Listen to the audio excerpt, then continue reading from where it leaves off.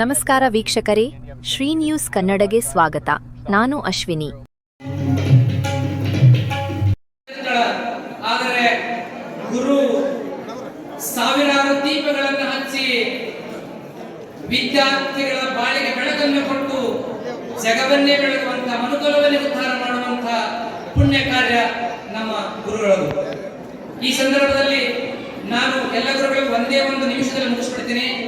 ಮುಖ್ಯವಾಗಿ ಪ್ರಾಚಾರ್ಯರಾಗಿ ನಿವೃತ್ತರಾಗಿ ಆ ಸಂದರ್ಭದಲ್ಲಿ ಜೀವಶಾಸ್ತ್ರವನ್ನು ಹೇಳ್ತಾ ವಿಜ್ಞಾನ ವಿಷಯದ ಹಾಸ್ಯ ರೂಪದಾಗ ಹೇಳ್ತಿದ್ರು ಸರ್. ಅಂದ್ರೆ ಆ ವಿಜ್ಞಾನದೊಳಗ ಆಕ್ಟಿನೋಡರ್ಮಿಟ ಅನ್ನುವಂತ ಒಂದು ಪದ ಬರ್ತದೆ. ಅದಕ್ಕೆ ಏನ್ ಹೇಳ್ತಿದ್ರು ಗುರುಗಳನ್ನು ಹಾಸ್ಯ ರೂಪದೊಳಗ ಈಗಿ ನೋಡೋ ಹಿರೇಮಠ ಅನ್ನುವಂತ ಒಂದು ಹಾಸ್ಯಭರಿತವಾದಂತಹ ಒಂದು ವಾಕ್ಯವನ್ನು ಹೇಳ್ತಿದ್ರು ಸರ್ ಅವರು. ಅಂದ್ರೆ ವಿಜ್ಞಾನ ವಿಷಯವನ್ನು ಕೂಡ ಅಷ್ಟು ಹಾಸ್ಯ ರೂಪವಾಗಿ ಹೇಳಿ ನಮ್ಮನ್ನ ಆ ಅಧ್ಯಯನದೊಳಗೆ ತೊಡಗಿಸ್ತಿದ್ರು ಅವರು. ಇನ್ನ ಹಾದಿಮನಿ ಗುರುಗಳ ಬಗ್ಗೆ ಹೇಳಬೇಕು ಅಂದ್ರ ಹಾದಿಮನಿ ಗುರುಗಳು ಇತಿಹಾಸದ ಜನಕ ಹೆರೋಡೋಟಸ್ ಇದ್ದಂಗ. ಯಾಕಂದ್ರ ಹಾದಿಮನಿ ಗುರುಗಳು ಒಂದು ಕ್ಲಾಸ್ನಾಗ ಅದರಂದ್ರ ಆ ಕ್ಲಾಸ್ ಸ್ತಬ್ಧ ಇರ್ತಿತ್ತು. ಯಾವುದೋ ಒಂದು ಕ್ಲಾಸ್ ಬಂದದ ಒಟ್ಟ ಮಾತಿಲ್ಲ ಅಂದ್ರೆ ಅಲ್ಲಿ ಹಾದಿಮನಿ ಸರ್ ಹಾರಂದಾಗ ಅರ್ಥ. ಅಷ್ಟು ಸ್ಟ್ರಿಕ್ಟ್ ಆಗಿದ್ರು ಅವರು. ಹಾದಿಮನಿ ಗುರುಗಳು ವರ್ಗ ಕೋಣೆಯನ್ನು ಪ್ರವೇಶ ಮಾಡಿದ್ರು ಅಂದ್ರ ನಾವ್ಯಾರು ಕೆಮ್ಮಂಗಿಲ್ಲ, ಸೀರಂಗಿಲ್ಲ, ಕೈ ಇಲ್ಲ, ಕೋಸಿಲ್ಲ, ಏನಿಲ್ಲ. ಯಾಕಂದ್ರ ಅಷ್ಟು ಸ್ಟ್ರಿಕ್ಟ್ ಇದ್ರು ಅವರು.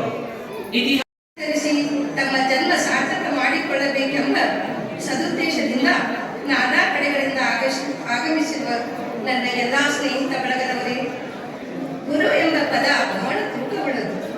ಸೌರವ್ಯೂಹದಲ್ಲಿ ಅತ್ಯಂತ ದೊಡ್ಡ ಗುರು ಗ್ರಹ ದೊಡ್ಡದು.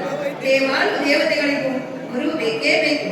ಎಂತೆಂಥ ಕಿರೀಟವಂತ ಮಹಾರಾಜರು ಕೂಡ ಗುರುವಿನ ಪಾದಕ್ಕೆ ಬೀಳಲೇಬೇಕು. ಅದಕ್ಕಾಗಿ ಕಬೀರರು ತಮ್ಮ ದೋಹೆಯಲ್ಲಿ ಹೇಳುತ್ತಾರೆ, ಗುರು ಮತ್ತು ಗೋವಿಂದ ಇಬ್ಬರು ನಿನ್ನ ಎದುರಿಗೆ ಬಂದು ನಿಂತಾಗ ನೀನು ಯಾರನ್ನು ಮೊದಲು ನಮಸ್ಕರಿಸುವೆ ಎಂದು ಕೇಳಿದಾಗ ನಾನು ಮೊದಲು ಗುರುವನ್ನು ನಮಸ್ಕರಿಸುವೆ ಎಂದರು. ಅದಕ್ಕೆ ಏಕೆ ಎಂದು ಕೇಳಿದಾಗ ಇವರೇ ಪರಮಾತ್ಮನ ಎಂದು ತೋರಿಸಿಕೊಟ್ಟವರು. ಗುರುವಿಲ್ಲದೆ ಪರಮಾತ್ಮನನ್ನು ಅರಿಯಲು ಸಾಧ್ಯವಿಲ್ಲ. ಇನ್ನೊಂದು ಕಡೆ ಬಲ್ಲವರು ಹೇಳುತ್ತಾರೆ, ಇಡೀ ಭೂಮಂಡಲವನ್ನೇ ಕಾಗದವನ್ನಾಗಿ ಮಾಡಿಕೊಂಡು ಭೂಮಂಡಲದಲ್ಲಿನ ಎಲ್ಲಾ ಗಿಡಮರಗಳನ್ನು ಲೇಖನಿಯನ್ನಾಗಿ ಮಾಡಿಕೊಂಡು ಸಪ್ತ ಸಾಗರಗಳನ್ನು ಮಸಿಯನ್ನಾಗಿ ಮಾಡಿಕೊಂಡು ಗುರುವಿನ ವರ್ಣನೆಯನ್ನು ಬರೆಯುತ್ತಾ ಹೋದರೆ ಇನ್ನೂ ಉಳಿಯುತ್ತದೆ ಅಂತ ಗುರುವಿನ ಕುರಿತು ನಾನೇನು ಹೇಳಬಲ್ಲೆ. ಯಾಕಂದ್ರೆ ನಿಜವಾಗ್ಲೂ ಬಹಳ ವರ್ಷದಿಂದ ಕೂಡಿರಿ, ಅಷ್ಟೆಲ್ಲ ಎಷ್ಟೆಷ್ಟು ದೂರದಿಂದ ಸೇರಿ ಇಂಥ ಅದ್ಭುತವಾಗಿರುವಂಥ ಕಾರ್ಯಕ್ರಮ ಮಾಡುವಂಥ ಮನಸ್ಸು ಮಾಡಿದ್ದೀರಿ. ಯಾಕಂದ್ರೆ ಇದು ನನ್ನ ತಿಳಿದ ಹಾಗೆ ಮಾದರಿಯ ಕಾರ್ಯಕ್ರಮ ಅಂತಂದ್ರೂ ಕೂಡ ತಪ್ಪಾಗಲಿಕ್ಕಿಲ್ಲ. ಇಲ್ಲಿ ಎರಡನ್ನ ಖುಷಿ ಪಡುವಂಥ ಕಾರ್ಯಕ್ರಮ ಅಂತ ಹೇಳ್ಬೋದು. ಏನು ಅಂತಂದ್ರೆ ಇವತ್ತಿನ ದಿನಮಾನದೊಳಗ ನಮ್ಗೆ ಗುರುಗಳು ಒಳ್ಳೆಯವರು ಸಿಗ್ಬೋದು, ಶಿಷ್ಯರು ಒಳ್ಳೆಯವರು ಸಿಗೋದು ಬಹಳ ಕಷ್ಟ ಅದ. ಬಹುಶಃ ನೀವು ಶಿಷ್ಯರಷ್ಟೇ ನಮ್ಗೆ ಇಂತಹ ಶಿಕ್ಷಕರ ಕೈ ಕಲ್ತೇವನ್ನಂತ ಅಭಿಮಾನ ಪಡೋದ್ರ ಜೊತೆಗೆ ಶಿಕ್ಷಕರು ಅಭಿಮಾನ ಪಡ್ಬೇಕಾಗ್ಯದ. ನಿಮ್ಮಂತ ವಿದ್ಯಾರ್ಥಿಗಳಿಗೆ ಕಲಿಸೇವ ನಾವು ಅನ್ನೋದು ತಿಳ್ಕೊಂಡು ಅವರು ಕೂಡ ಹೆಮ್ಮೆ ಪಡುವಂತ ಕಾರ್ಯಕ್ರಮ ಇದು ಅಂತ ಅನಿಸ್ತದೆ ನನಗೆ. ಯಾಕಂದ್ರೆ ಒಂದು ಸಂದರ್ಭ, ನನ್ನ ಸಮಯ ಬಹಳ ಆಗಿದೆ, ನೀವೆಲ್ಲ ಉತ್ಸಾಹದಿಂದ ಈ ಕಾರ್ಯಕ್ರಮ ಮಾಡಿ ನೋಡಿದ್ರೆ ಬಹಳ ಖುಷಿ ಅನಿಸ್ತದೆ. ಒಂದು ಸಣ್ಣ ಉದಾಹರಣೆ ಹೇಳಿ ನನ್ನ ಮಾತನ್ನ ಮುಗಿಸ್ತೀನಿ. ಒಬ್ಬ ತಂದೆ ಮಗನಿಗೊಂದು ಉಡುಗೊರೆಯಾಗಿ ಒಂದು ವಸ್ತು ನೀಡಿದ್ರು.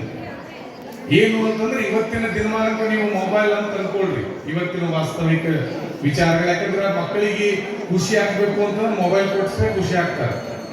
ಒಬ್ಬ ವಿದ್ಯಾರ್ಥಿ, ಒಬ್ಬ ಶಾಲೆ ಕಲಿಯುವಂತ ಮಗುವಿಗೆ ಅವರು ತಂದೆ ಒಂದು ಮೊಬೈಲ್ ಪ್ರೆಸೆಂಟೇಷನ್ ಆಗಿ ಉಡುಗೊರೆಯಾಗಿ ನೀಡಿದ.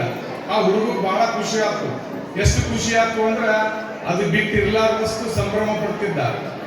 ಆ ಶಾಲೆಗೆ ಮೊಬೈಲ್ ತಗೊಂಡು ಹೋಗ್ಬಾರ್ದು ಅನ್ನೋದು ನಿಯಮ ಗೊತ್ತಿದ್ರು ಕೂಡ ಆ ಬ್ಯಾಗ್ ಒಳಗ ಮೊಬೈಲ್ ಅನ್ನು ಇಟ್ಕೊಂಡು ಹೋದ್ನಂತ. ಹೋದ್ಮೇಲೆ ಶಿಕ್ಷಕರು ಪಾಠ ಮಾಡ್ತಿದ್ರು, ತನ್ನೆಲ್ಲ ಗೆಳೆಯರಿಗೆ ಮೊಬೈಲ್ ತೋರಿಸ್ದ. ಬಹಳ ಖುಷಿ ಆಯ್ತು. ಹೆಂಗ್ ಖುಷಿ ಆಯ್ತು ಅಂದ್ರೆ ನಮ್ಮಪ್ಪ ನನಗೆ ಇದು ಉಡುಗೊರೆ ಕೊಟ್ಟಾನ ಅಂತ ಖುಷಿಯಿಂದ ತೋರಿಸಿ ಅದನ್ನ ಬ್ಯಾಗ್ ಒಳಗೆ ಇಟ್ಕೊಂಡ. ಬಹುಶಃ ಶಿಕ್ಷಕರಿಗೆ ಗೊತ್ತಾಗಬಾರ್ದು ಅಂತ ಬ್ಯಾಗ್ ಒಳಗೆ ಇಟ್ಕೊಂಡು ಪಾಠ ಮಾಡ್ತಿದ್ರು. ಅದು ಅವಾಗ ಓಪನ್ ಮಾಡಿ ನೋಡ್ತಿದ್ನಂತ. ಹಿಂಗ್ ತೆಗೆದು ನೋಡೋದು ಮತ್ತೆ ಇಡೋದು. ಇಷ್ಟೆಲ್ಲ ಮಾಡೋ ಸಂದರ್ಭದೊಳಗ ಒಂದ್ಸಲ ಬಾಳ್ತನ ನೋಡಿ ತೆಗೆದಿರೋದ್ರೊಳಗೆ ನೋಡಿದಂತ ಮೊಬೈಲ್ ಬ್ಯಾಗ್ ಒಳಗೆ ಇಟ್ಟಿರೋ ಮೊಬೈಲ್ ಇರ್ಲಿಲ್ಲ ಅಂತ ಹುಡುಗ ಆಗಿಬಿಟ್ಟಿತ್ತು. ಭಾಳ ನೋವು ಪಟ್ಕೊಂಡು ಏನ್ ಮಾಡ್ತಾನ ಅಂತಂದ್ರ ಅವ್ರು ಪಾಠ ಮಾಡೋ ಗುರುಗಳಲ್ಲಿ ಹೋಗ್ತಾನೆ. ಗುರುಗಳೇ ನನ್ನ ಮೊಬೈಲ್ ಶಾಲೆಗೆ ತರಬಾರ್ದಾಗಿತ್ತು ತಂದೀನಿ, ಆದ್ರೆ ನನ್ನ ಮೊಬೈಲ್ ಯಾರೋ ತುಡುಗು ಮಾಡಿಬಿಟ್ರೆ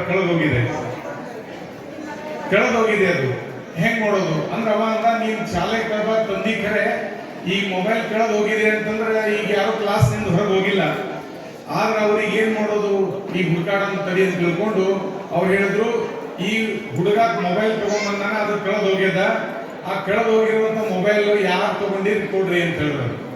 ಅವಾಗ ಅವರು ಅಂದ್ರು